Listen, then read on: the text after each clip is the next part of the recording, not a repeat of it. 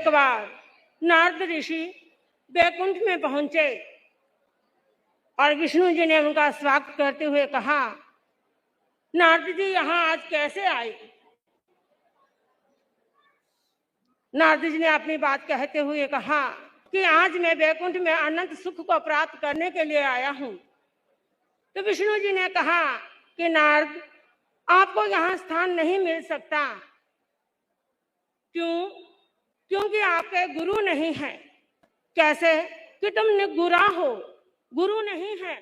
जिसके गुरु नहीं, जिसने गुरु चरण की सेवा नहीं की, उसको वैकुंठ में स्थान नहीं मिलता है। आपको स्थान नहीं मिलेगा। लेकिन मुझे वैकुंठ चाहिए। नारद जी ने कहा, तो पहले आप गुरु बनाकर आइए। आपका गुरु होगा तो आपको वैकुंठ में स्थान मिलेगा। नारद जी ने कहा, पूछा विष्णु जी से कि कैसे मिल सकते हैं मुझे गुरु?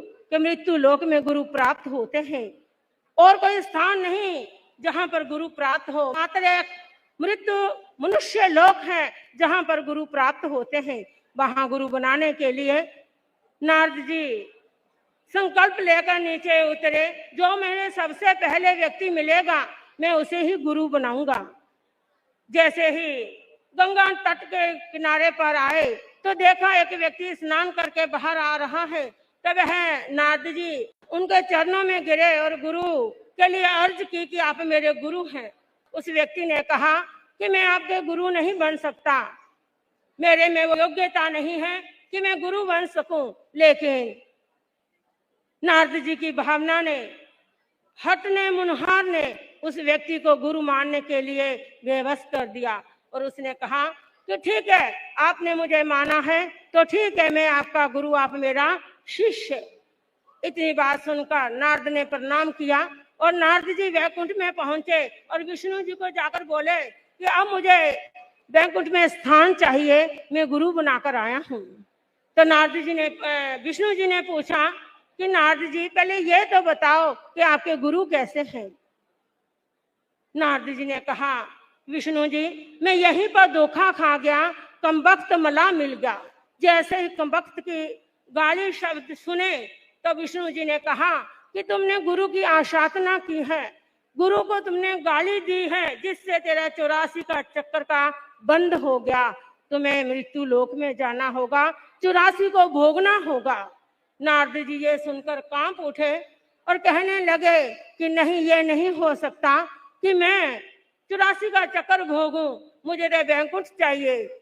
इसके लिए क्या उपाय है? तो विष्णु ने कहा कि गुरु जी के पास ही इसका उपाय है। एकमात्र गुरु ही है इस दुनिया से और इस 84 के चक्कर से, इस मोह फंद से आपको बाहर निकालने वाले। आपको गुरु के पास जाना होगा। वह नारद जी तुरंत गुरु के पास पहुंचे और गुरु जी को कहा कि गुरुदेव मेरे से गलती हो गई, मुझे क्षमा करे, मैंने आपको कमबख्त के साथ आपको संबोधित कर दिया।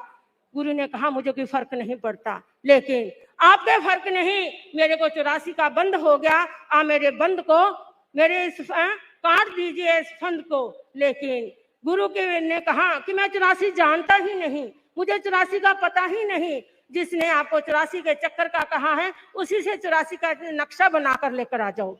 गुरु के कहने पर नारद जी वैकुंठ पहुंचे और विष्णु जी को कहा कि विष्णु जी मुझे 84 का है, मेरे गुरु जी ने कहा है कि मुझे 84 का नक्शा बनाकर दे दो। विष्णु जी ने 84 का नक्शा बनाकर दिया। वापस गुरु के चरणों में पहुंचे, गुरु को नक्शा देते हुए कहा कि प्रभु अति शीघ्र मेरी 84 का चक्कर काट दीजिए। देखिए कि गुरु गुरु होते हैं। गुरु ने कहा कि और इस नक्शे के और चारों ओर का चक्कर निकाल लीजिए, 84 चक्कर में आपकी 84 कट जाएगी। नारद की 84 कट गई। मैं सोचती हूँ कि आज यहाँ पर परम पूज्य परम ज्योति आचार्य श्री महाशमन जी पधारे हैं। हमारे परम पिता कहूँ, जहाँ कहूँ, हमारे को रोशनी देने वाले महासूर्य, जिनके आज मात्र दर्शन करने से हम सबकी 84 का फंद कट जाता है। कहा भी जाता है कि चाहे शिष्य की अर्ज हो चाहे नहीं हो, चाहे गुरु छोटे हों चाहे बड़े हों, गुरु की अशातना बहुत महंगी पड़ती है। शायद कहते हैं कि पर्वत से टकराने वाला कोई व्यक्ति बच सकता है, लेकिन गुरु की आराधना करने वाला मोक्ष प्राप्त नहीं कर सकता। गणनाथ, आपकी कृपा अनंत है। आपकी कृपा से साध्वी पंकज जी बंबई से आपका मंगल पाठ सुनकर गुजरात की ओर चलने लगी। आपके वह मंगल पाठ की शक्ति है।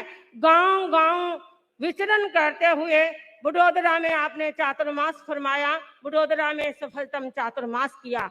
इस सफलतम के क्या साक्षी है, इस सफलतम का रहस्य क्या है? उसका रहस्य है कि आज आप स्वयं दर्शन देने के लिए पधारे हैं। शायद कितने कितने किलोमीटर से साधु साधियां दर्शन करने के लिए आते हैं, पर लेकिन आपकी अनंत कृपा का नजारा यहाँ देखने को मिलता है कि आपने नौवीं विकास महोत्सव के दिन फरमाया कि साध्वी पंकज जी मेवाड़ की ओर विहार करे, दर्शन का लक्ष्य रखे। उसी के अनुसार आज आपके दर्शन पाकर अत्यंत अनंत सुख की अनुभूति हो रही है। प्रभु, आपने वडोदरा का क्षेत्र दिया, यहाँ का श्रावक समाज आपकी दृष्टि की आराधना करता है। आज्ञा अनुशासन के चलते हुए आपके हर इंगित को सिरोधार्य करता है। एक भावना थी इनके भीतर में, पास से पधार रहे हैं, लेकिन वडोदरा हमारा सुना रह जाएगा, फिर कब गुरुदेव पधारेंगे। और साध्वी पंकज जी मां से ने प्रेरणा दी और आपको अर्ज करवाई कि गुरुदेव आपके दर्शन करने का भाव है, तो आपने उस अर्जी पर मर्जी कराई और आज ये नजारा देखने को मिल रहा है। जो महासागर पास से गुजरने वाला था, वो महासागर आज हमारे को आनंद की अनुभूति करा रहा है। अधिक न कहते हुए इतना ही कहना चाहूंगी कि प्रभु, आपकी यह कृपा दृष्टि हम सब पर बरसती रहे और आपकी आज्ञा की आराधना करते हुए आगे बढ़ते रहे। वडोदरा समाज के अध्यक्ष श्री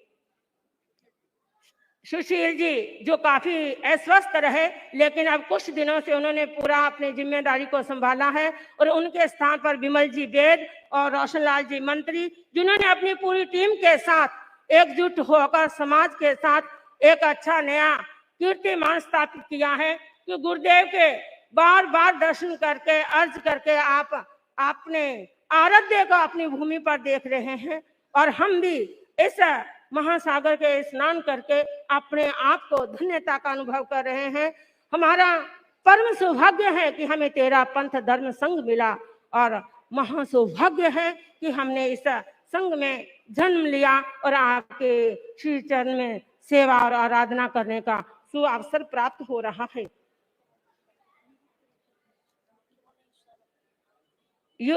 तेयू परिषद के अध्यक्ष किशोर जी वेद और मंत्री सुमित जी कुठारी अपनी टीम के साथ बहुत अच्छा काम कर रहे हैं। प्रभु, आपकी आराधना करते हुए आगे बढ़ते रहें, इसी भावना के साथ ओम।